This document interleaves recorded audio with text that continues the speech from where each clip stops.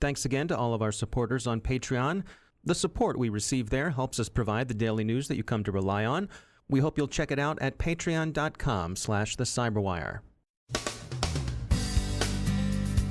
What the Five Eyes see, implications of North Korean responsibility for WannaCry, defense and deterrence go with naming and shaming, the Lazarus Group looks to cryptocurrency theft to redress North Korean financial shortfalls, the Copperfield cyber espionage campaign in the Middle East, GDPR approaches, and organizations look to get their data houses in order and buy insurance, and what to do if your child gets a phone from Santa.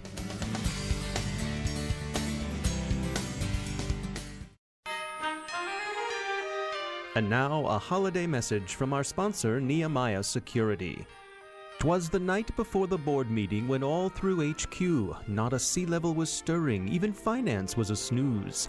Reports were all stacked in the boardroom with care, in hopes that the members would not pull out their hair. The CISO, however, was pacing the ground, mostly because he had no real metrics to sound, and the head of IT, in front of long log reviews, had just settled his brain after full backup number 2. When out of the seam alarms started to fly, they looked at each other and did not know why. Away to the reports they flew like a flash to see which malware showed up as a hash. If only they knew where exploitables lay and could sort them and treat them in an intelligent way. Showing true business impact and real dollars lost, could cyber finally be a justifiable cost? With Nehemiah Security so ready to assist, converting cyber into dollars is impossible to resist. More rapid than eagles, the RQ dashboard it came, instantly upping their cyber risk game. Now dollars, now cents, now recommendations, on threats, on exploits, financial justifications. To the top of the budget the CISO's report flew, smart cyber investments now everyone knew. To hear the rest of the story, visit nehemiahsecurity.com.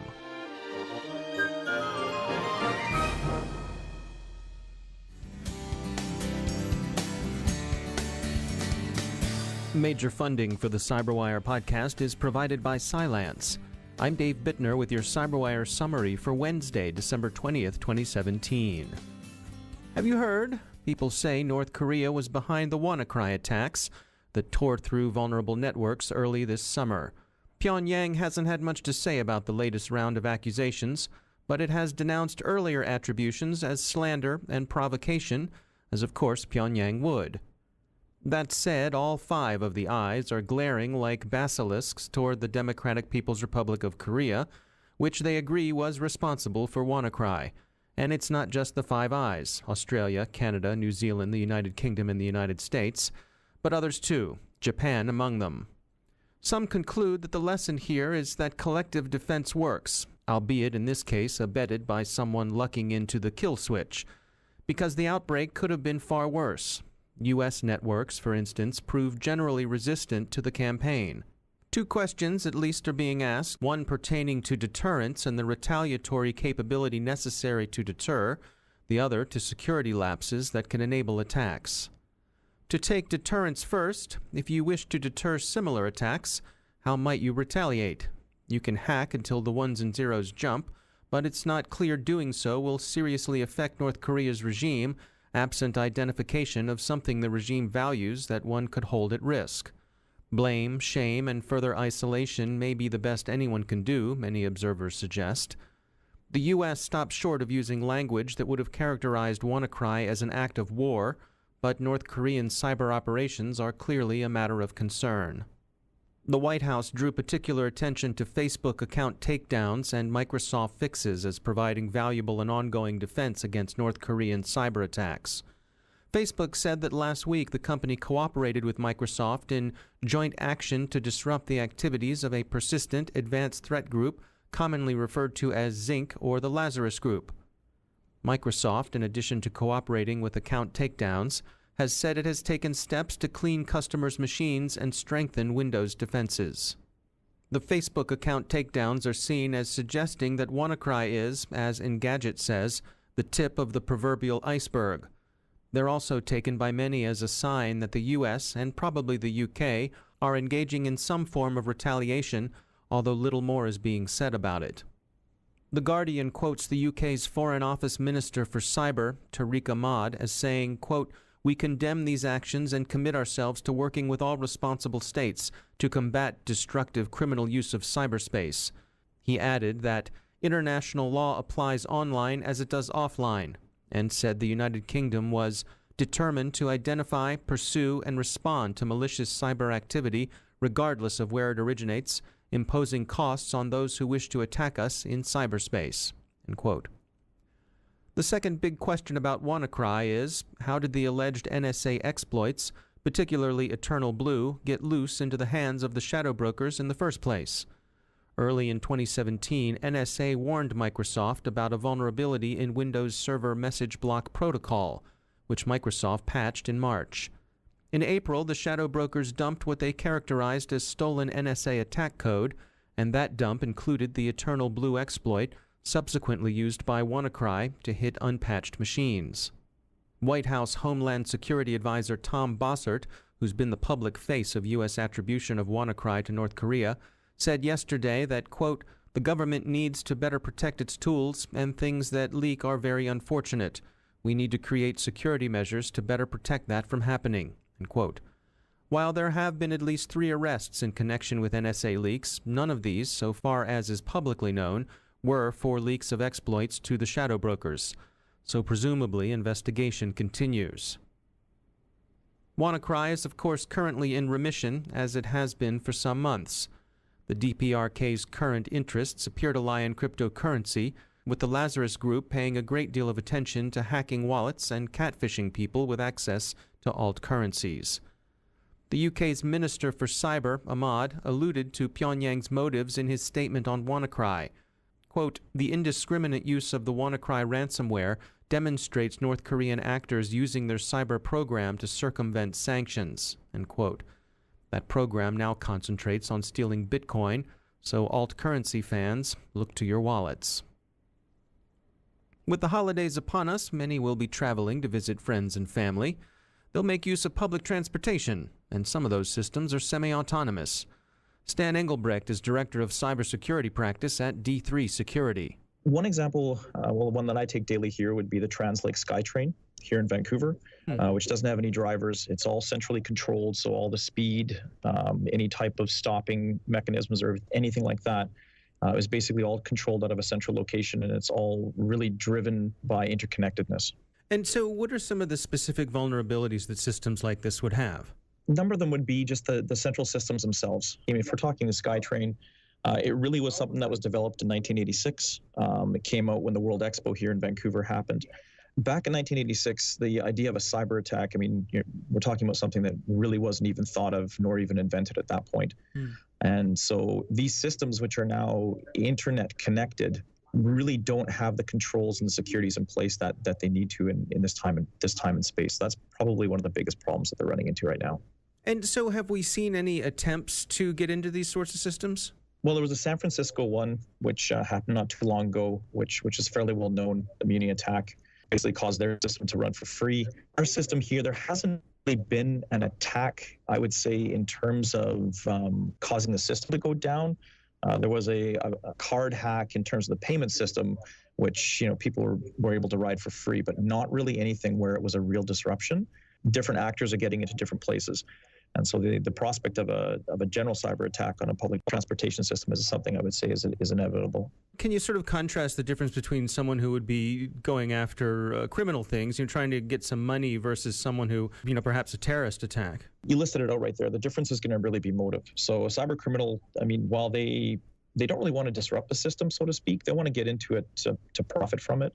Whether it's, being able to siphon off account information, whether it's being able to actually, directly pull money out of the card payment systems that they have in place. Whereas if you're looking at something, we'll use the word state actor or a terrorist organization. I mean, if you have the ability to shut down, New York's, central train stations or anything like that that's going to be interconnected, you're going to cause like widespread chaos. That's going to have a number of different impacts, obviously financial, but you're really talking about pulling a system down or causing a lack of service. You're talking about, it's one of their MOs, right? They're terrorists. They want to spread terror, and that having the system pulled down is one aspect of it. if I think of possible outcomes in terms of what can happen there, I mean, I look at our SkyTrain system, and I would hope that they have, some physical controls in place in terms of speed. But if somebody gets into the centralized system, and you can well imagine if they just turn off the controls or turn up the controls on these systems, so the trains, just run at full speed, and there's no stopping, or the operators don't have the ability to stop the trains. I mean, you're talking about a mass accident that could affect, hundreds of people at a time. And it is your sense that the municipalities are prepared for these sorts of things, or are they behind? I would say they're behind.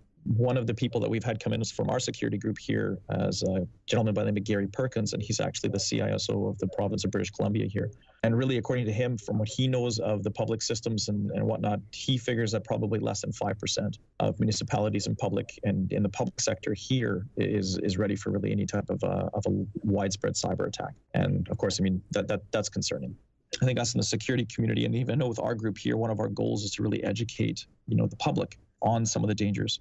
And I think if the public is better educated, not in a way where we're spreading fear. I mean, that's really not our goal. Our goal isn't to spread fear. Our goal is to educate and just make people aware.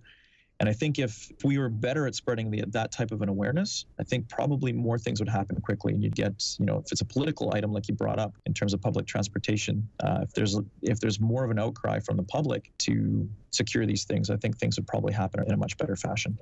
That's Stan Engelbrecht from D3 Security.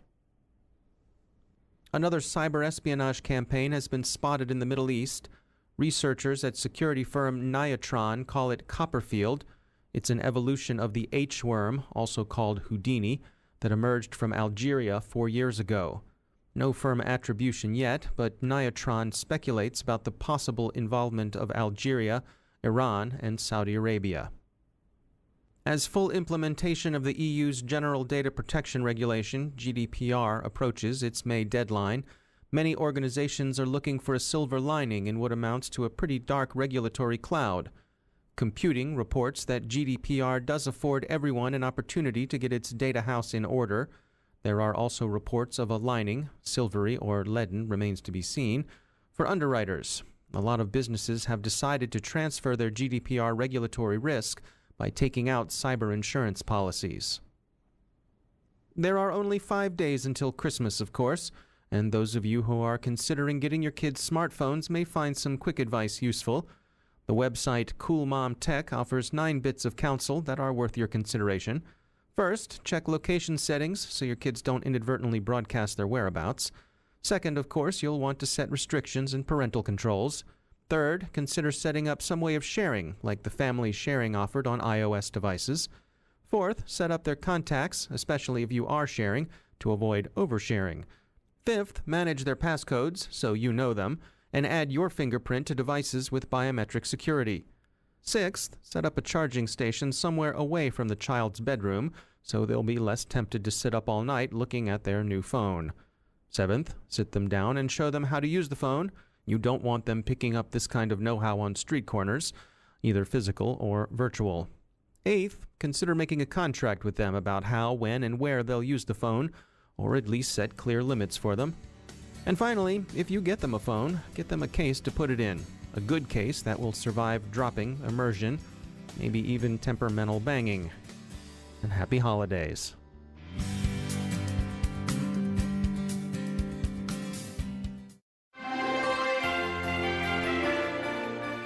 And now let's go back to our sponsors, Cylance, for some more Hacksmith's cheer. Here's their carol.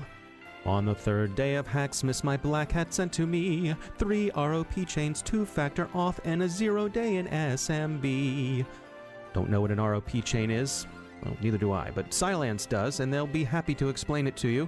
Here's a hint. It's no French hen, trust me. Just go to Cylance.com and see how their artificial intelligence is a natural for your network and any endpoints under your tree. That's Cylance, and we thank them for sponsoring the Cyberwire.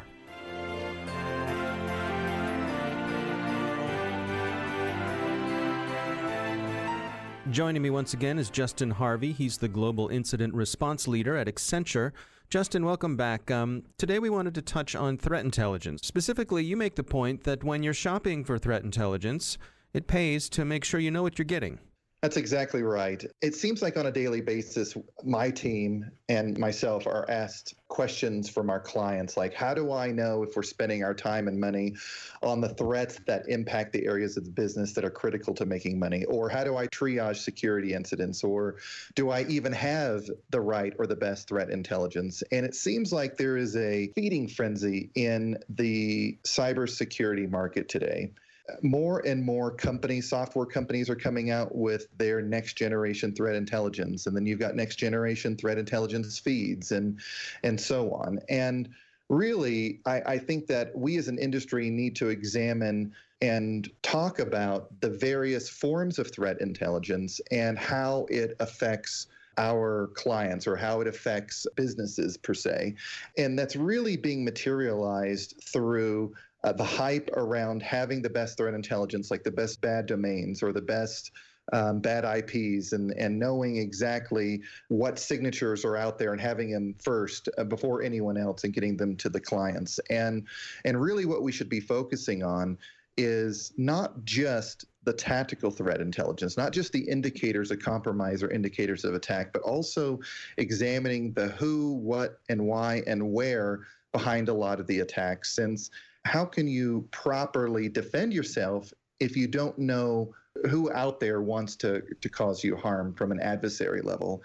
And just hanging your hat on tactical threat intelligence could be a mistake simply because these indicators, IPs, domain signatures, all of that good stuff, is all predicated on one simple thing, and that is someone else in the world had to have seen that adversary or seen that threat one time before. But what we're seeing is we're seeing very advanced adversaries. Heck, you don't even have to be an advanced adversary. You can just be an adversary, not even nation state. And it's very easy to take your malicious code and rejigger a few variables, and now you have a completely new signature. So it's really important not to hang your hat just on indicators of compromise or attack. So is it really a notion that while threat intelligence can be an important part of the spectrum of tools that you use, you shouldn't allow it to give you a false sense of security? Right, and I think that it really speaks back to previous points. We're seeing an industry being moved from solely based around prevention to prevention, detection, and response. And if you put all your eggs in the threat intelligence basket, you are almost saying you're putting all of your eggs in the prevention basket. All right, Justin Harvey, thanks for joining us. And that's the Cyberwire. Thanks to all of our sponsors for making the Cyberwire possible, especially to our sustaining sponsor, Cylance. To find out how Cylance can help protect you using artificial intelligence, check out Cylance.com. The Cyberwire podcast is proudly produced in Maryland out of the startup studios of Data Tribe, where they're co-building the next generation of cybersecurity teams and technology. Our show is produced by Pratt Street Media. Our editor is John Petrick. Social media editor is Jennifer Iben. Technical editor is Chris Russell. Executive editor is Peter Kilpie. And I'm Dave Bittner. Thanks for listening.